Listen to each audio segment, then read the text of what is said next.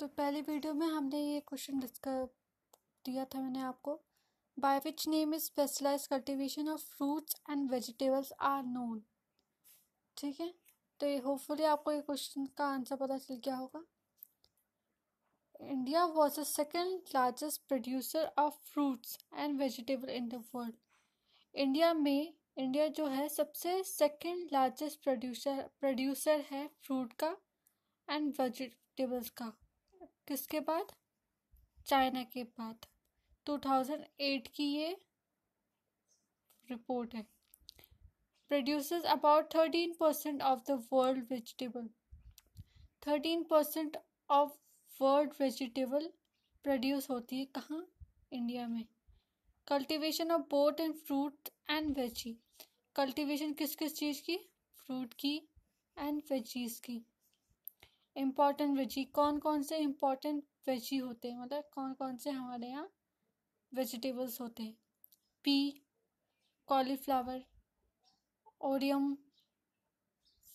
Onion, cabbage, tomato, brinjal and potato. Require less time for growth and can be grown in Z season. इनको less time चाहिए होता है growth के लिए और जेड सीजन में ये लोग होते हैं। मतलब ये जो जितने भी वेजिटेबल्स हैं ये जेड सीजन में होते हैं। फेमस फ्रूट्स क्या क्या है हमारे यहाँ के? मैंगो, ऑरेंज, बनाना, लीची, गवावा and grapes, Apple, pairs, apricot and walnut. Mango कहाँ कहाँ होते हैं? महाराष्ट्र में, अरुणाचल प्रदेश में, तेलंगाना में, यूपी में, वेस्ट बंगाल में। ऑरेंज नागपुर में, चेरापूंजी मतलब मेघालय के एक क्षेत्र मतलब प्रदेश में होते हैं। बनाना केरला में, मिजोरम, महाराष्ट्र एंड तमिलनाडु। लीची एंड गवावा यूपी एंड बिहार में। पाइनएप्पल्स होते हैं मेघालय में। ग्रेप्स कहाँ कहाँ होते हैं? अरुणाचल प्रदेश, तेलंगाना एंड महाराष्ट्र में। Apple, pairs, apricot and walnut कहाँ होते हैं? जम्मू कश्मीर में एंड हिमाचल प्रदेश में। Which state is the leading producer of rubber in India? कौन सा ऐसा स्टेट है जो लीडिंग प्रोड्यूसर है रबर का पूरे इंडिया में? What is known as golden fiber? What is grown in India and why? Describe various use of fiber. Golden fibre किसे कहते हैं, कहाँ ग्रो होता है और क्या क्या उनके वेरियस यूज होते हैं, यूजेस क्या क्या होते हैं? ये 2012 का क्वेश्चन है, आया था ये सीबीएसई में और ये आया था 2015 से 16 में। Rubber equinoctial crop but under special condition also grown in tropical areas. grown tropical areas में होता है। इक्वेटोरियल क्रॉप है हमारी, स्पेशल कंडीशन में इनको ग्रो किया जाता है ट्रॉपिकल एरियाज में।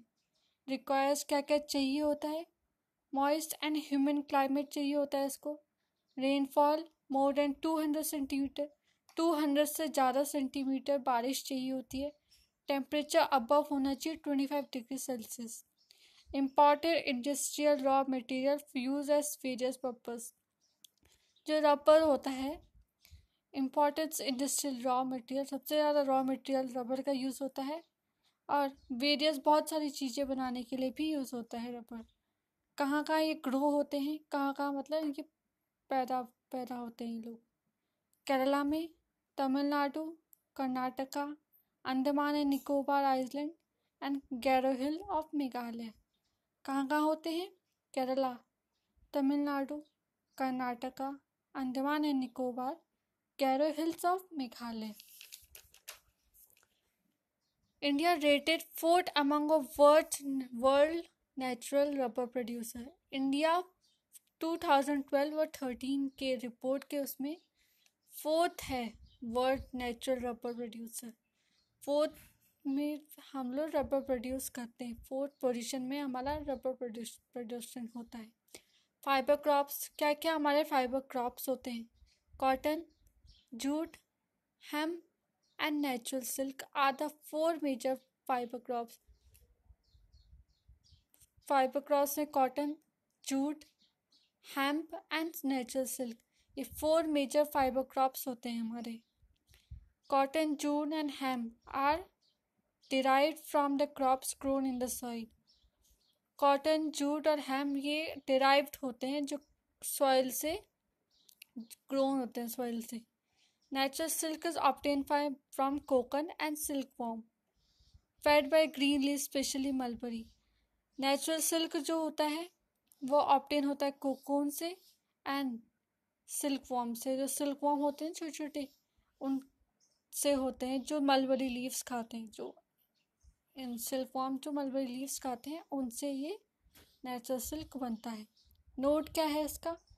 Rearing of a silk worm for uh production of silk fibre. Rearing मतलब भूनना, और सिल्क वॉर्म जो जब वॉर्म को अपने आप को सिल्क उसमें बांधता है तो तब सिल्क फाइबर बनता है। उस प्रोसेस को हम कहते हैं sericulture. Cotton is believed to be original home of cotton. India is believed to be original home. India में सबसे पहले मतलब बिलीव माना जाता है कि सबसे पुराना कॉटन है हमारे देश का। मतलब ये इंडिया में ही ओरिजिनेट हुआ है cotton. Currently produce in Maharashtra, Gujarat, Madhya Pradesh, Karnataka, Arunachal Pradesh, Telangana, Tamil Nadu, Punjab, Haryana and UP में।